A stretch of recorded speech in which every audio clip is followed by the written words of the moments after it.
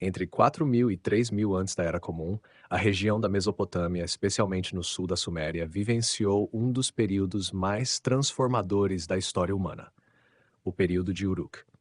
Nomeado a partir da cidade de Uruk, uma das mais antigas e influentes da antiguidade, esse intervalo de tempo marcou o surgimento das primeiras cidades reais, de instituições políticas complexas, de sistemas administrativos e do embrião da escrita. O chamado período de Uruk antigo, no início do quarto milênio, testemunhou um crescimento expressivo das aldeias em direção a formas urbanas. Uruk se destacou por seu tamanho e complexidade. O núcleo da cidade começou a se organizar em torno de grandes templos construídos em plataformas elevadas, provavelmente dedicados à deusa Inanna, e de espaços para redistribuição de bens. É nesse momento que surgem os primeiros sinais de uma burocracia nascente. Selos cilíndricos para marcação de propriedade e listas de produtos desenhadas em tabuletas de argila, que logo dariam origem à escrita cuneiforme. Já no período de Uruk tardio, por volta de 3300 até 3000 antes da Era Comum, as transformações se intensificaram. A arquitetura monumental floresceu com complexos templários e administrativos maiores, e as primeiras formas de escrita administrativa tornaram-se mais regulares e sofisticadas. Essa fase foi marcada por um processo de centralização do poder nas mãos de elites que controlavam a produção agrícola e a redistribuição de recursos. Também é notável a difusão do modelo Uruk para fora da Suméria. Artefatos, técnicas e até padrões arquitetônicos típicos de Uruk apareceram em regiões distantes como a Síria e o Planalto iraniano, sugerindo uma influência cultural e talvez comercial de grande alcance. Durante esse período, os fundamentos do que viria a ser a civilização mesopotâmica foram assentados: o Estado, a escrita, a divisão social do trabalho, a arquitetura institucional e um sistema religioso estruturado.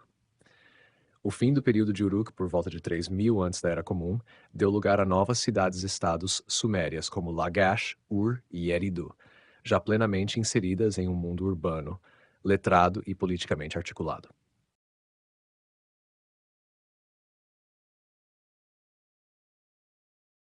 Entre 3000 e 2000 e 300 antes da Era Comum, a Suméria passou por uma fase de consolidação urbana, política e cultural, conhecida como período dinástico arcaico ou protodinástico, tradicionalmente dividido em três subperíodos: protodinástico I, II e III. Esses séculos formaram o pano de fundo para o florescimento das cidades-estados sumérias antes da conquista de Sargão de Acádia e o início do primeiro Império Mesopotâmico. No Protodinástico I, cerca de 3000 a 2800 antes da Era Comum, a escrita cuneiforme evoluiu rapidamente, passando de listas de contabilidade para formas mais narrativas, com registros administrativos e rudimentos de textos literários. As cidades sumérias, como Ur, Uruk, Lagash, Eridu e Kish, estavam em plena expansão. Embora ainda sem reis claramente identificáveis, há sinais de uma hierarquia social crescente, com templos se tornando centros de poder econômico e religioso. A religião desempenhava um papel central e as divindades locais se confundiam com o destino das próprias cidades. O Protodinástico II, por volta de 2800 a 2600 antes da Era Comum, foi um período de maior complexidade social e institucional. Aparecem evidências mais firmes de chefes e governantes locais, ainda que o título de Lugalhei não fosse amplamente difundido, e os templos continuavam a ser os principais centros de organização social.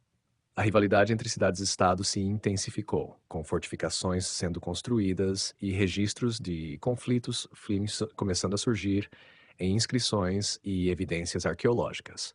O Protodinástico III, de cerca de 2600 a 2300 antes da Era Comum, é o mais bem documentado e marcado pelo surgimento de reis históricos e pela consolidação das instituições monárquicas.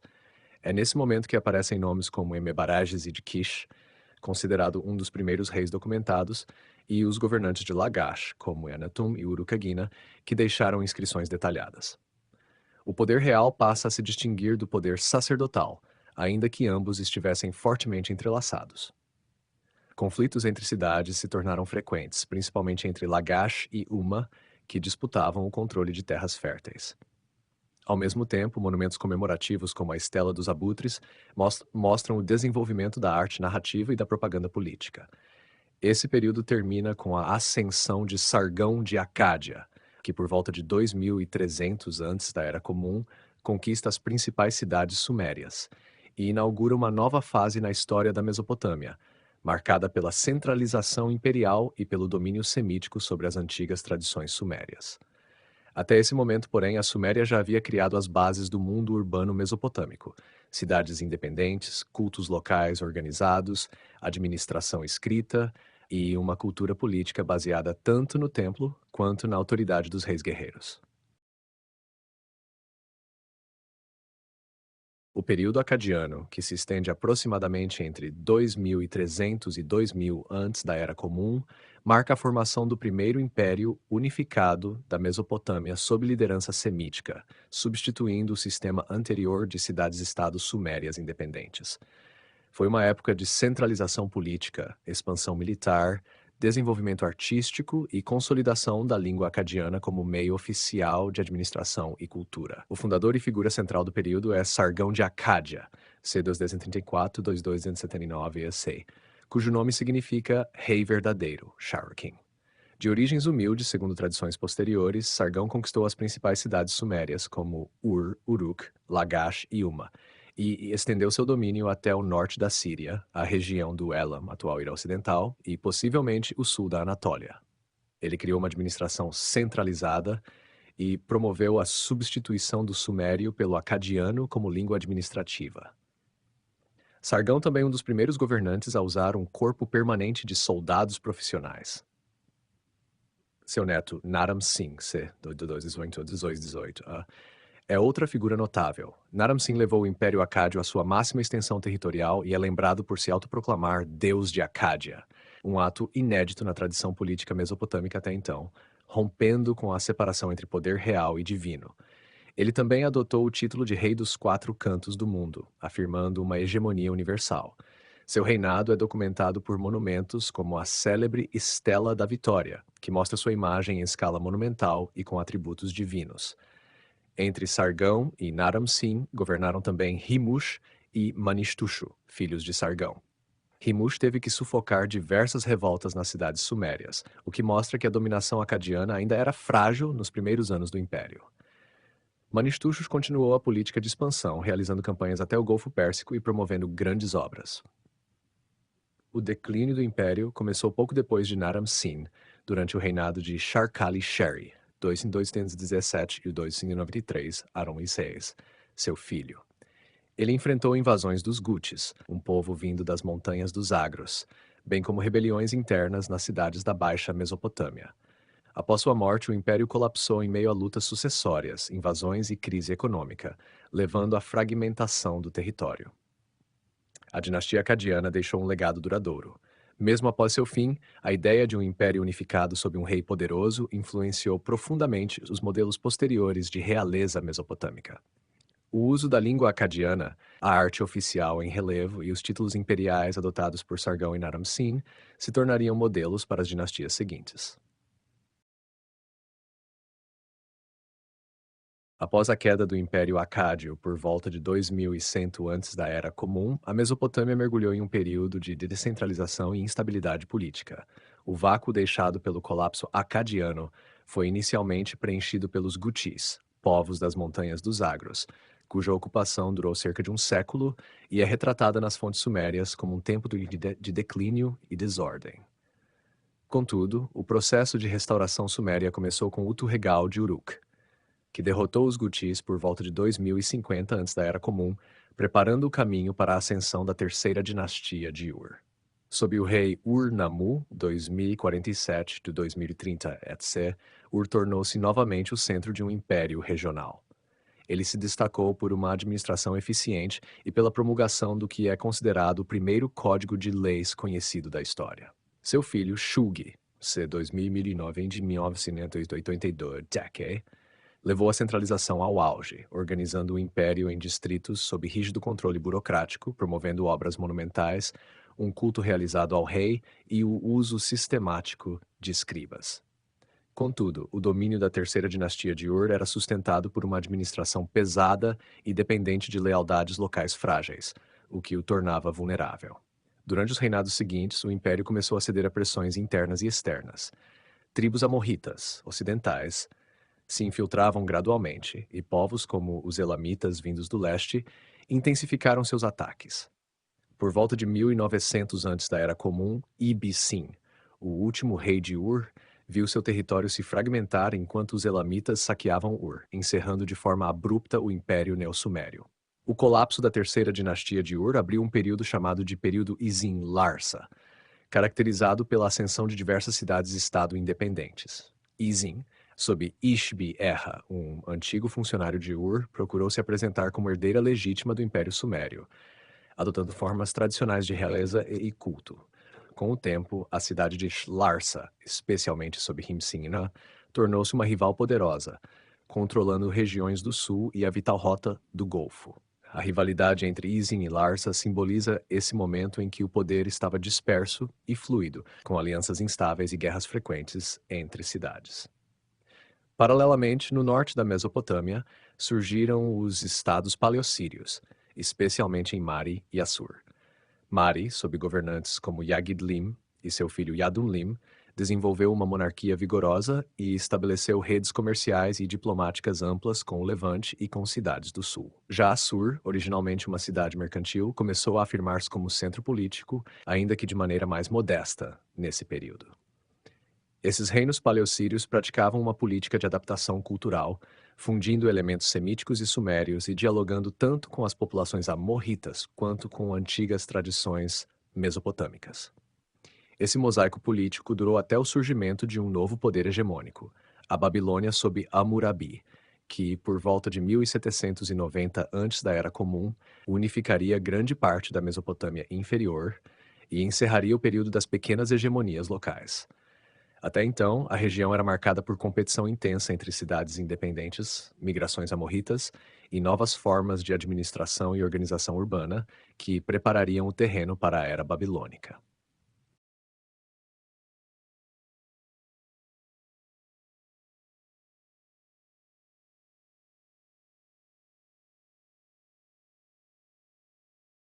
No livro Antigo Oriente, História, Sociedade e Economia, Mário Liverani dedica uma atenção cuidadosa ao período dos reinos paleossírios, entre eles Mari, destacando seu papel crucial como centro político e diplomático no início do segundo milênio antes da Era Comum, antes da conquista por Hammurabi.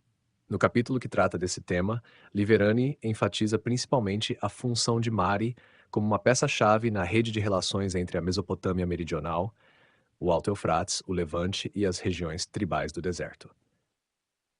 Uma das ideias centrais de Liverani é que Mari desempenhava uma função estratégica e de intermediação, tanto econômica quanto política. Localizada no Médio Eufrates, Mari era o elo de ligação entre o mundo urbano mesopotâmico e os povos nômades ou sêmades do oeste e do norte, como os amorritas. Por isso, Mari não era apenas uma cidade-estado, entre outras, mas uma espécie de pivô geográfico e diplomático que precisou construir um aparato político voltado para a negociação constante com chefes tribais e reis vizinhos. Liverani destaca também que o reino de Mari desenvolveu uma forma de realeza diplomática e militarmente ativa, onde o rei era menos um monarca absoluto, como se desenhava na Suméria ou depois na Babilônia, e mais um gerente de uma rede complexa de alianças, tratados e garantias mútuas.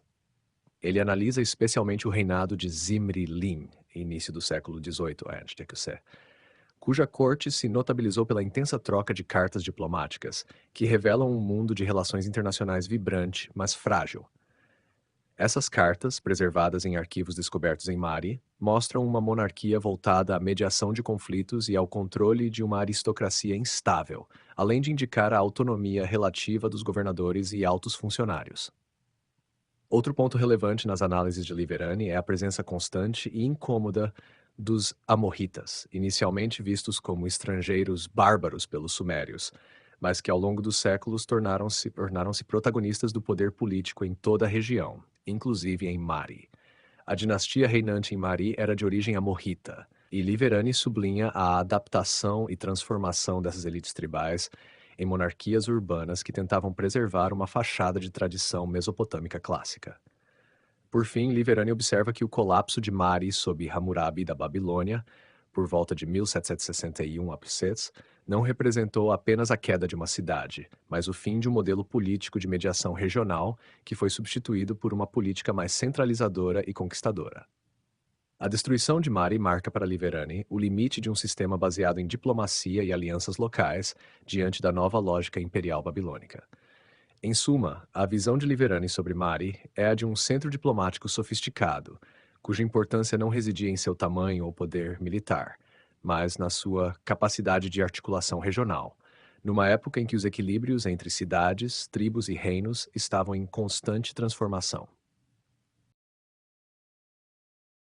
A descoberta dos arquivos de Mari é um dos marcos mais significativos da arqueologia do Oriente Próximo e revolucionou o conhecimento sobre a política, a diplomacia e a vida cotidiana na Mesopotâmia do início do segundo milênio antes da Era Comum.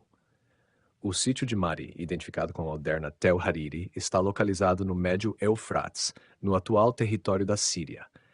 As escavações começaram em 1983, sob a direção do arqueólogo francês André Parrot, e rapidamente revelaram estruturas impressionantes, em especial o Palácio Real de Zimri Lim, que ocupava mais de 250 salas e corredores.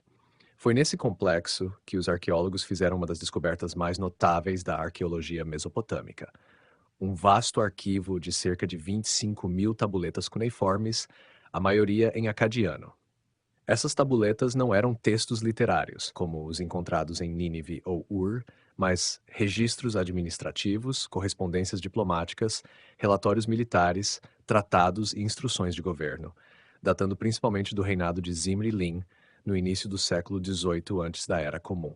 Elas oferecem uma visão sem precedentes da administração real, da diplomacia interregional, da relação entre o rei e seus governadores, das práticas jurídicas e até mesmo de aspectos da vida cotidiana, como casamentos, rituais religiosos e alianças entre famílias. A importância desses arquivos é imensa por várias razões. Dimensão diplomática e geopolítica. As cartas revelam uma rede complexa de contatos com reinos vizinhos como Yankad, Katna, Babilônia, Eshnuna e Assíria. Mostram como os reis de Mari atuavam como mediadores e aliados em um jogo político instável, mas altamente articulado. Informações sobre os amorritas.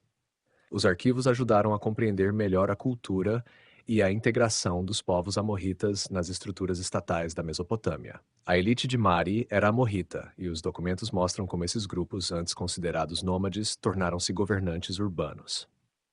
Dados sobre organização administrativa. As cartas e relatórios mostram o funcionamento interno do governo de Mari, com mensageiros, redes de espionagem, comissários regionais e fluxos contínuos de informação entre o rei e as províncias. Aspectos sociais e culturais. Há registros de casamentos diplomáticos, peregrinações religiosas, práticas divinatórias, disputas entre funcionários e até sonhos relatados ao rei. Isso oferece um retrato vívido e humano da sociedade.